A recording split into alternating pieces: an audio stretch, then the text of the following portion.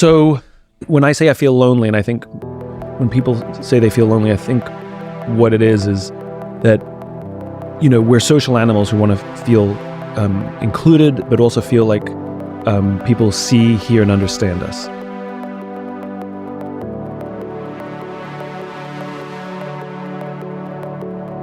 And I think my symptoms of loneliness are feeling misunderstood, or like people don't get me, or worse, I'm struggling to communicate or present myself in a way that people will get who I am.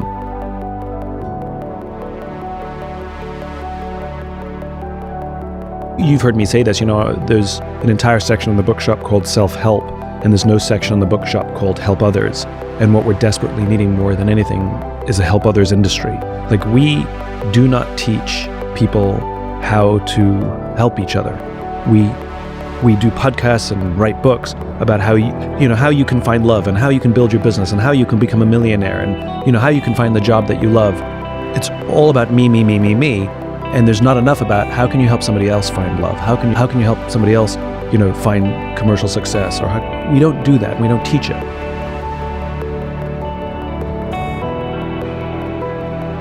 And those are the skills that are desperately needed for each of us to find mental fitness, because we can't do it alone.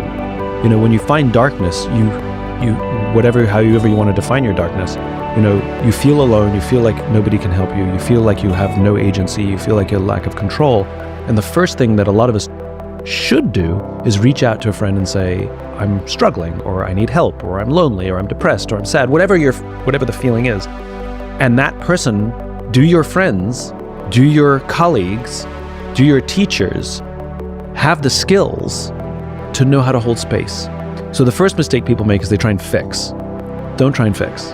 It's not a fixing thing, It's like, I had a bad day at the gym. Nothing to fix, nothing to fix. But then, do you know how to listen? Do you know how to hold space? And I think one of the reasons more of us are struggling with mental fitness is because we ourselves lack the skills to help our friends who are struggling with mental fitness. And the more that we as a society are equipped to help each other, the more that there are other people there to help us.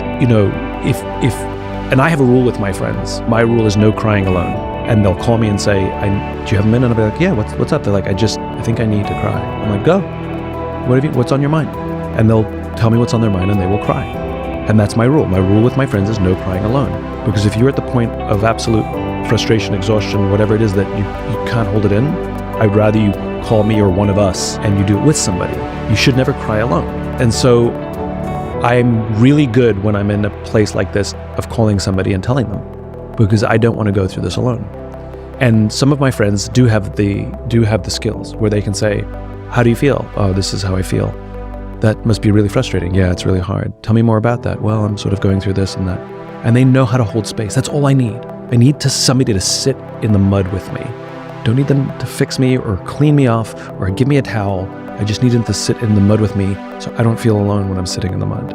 And I think it's our responsibility to be able to have that skill set to do it for our friends and the people we love, or our colleagues. We don't teach listening. We don't teach difficult conversations, exaggerated politics, and but I think really what it is, the fact that there's such a loud conversation about mental health, is a spotlight on the fact that we do not know how to build deep, meaningful relationships. I think it is an indictment on our current state of affairs that not only do we not have the skills to be there for our friends, but the way we're reacting to it is by trying to seek resources to help me rather than teach me how to help my friends. I think we're going about it half-assed. Emotions are good.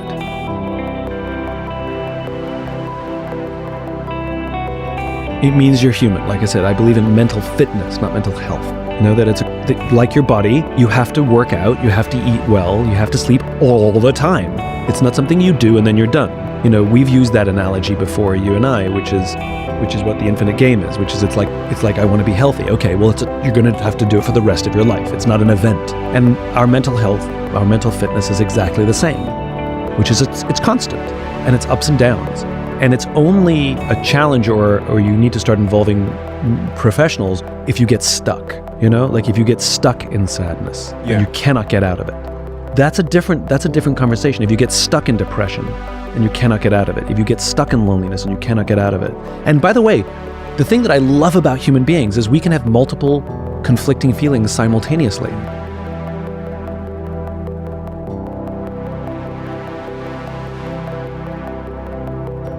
I am lonely and optimistic simultaneously. My optimism, I pride myself on my optimism. My optimism has not diminished in the least. Optimism doesn't mean I can't sit in a dark tunnel.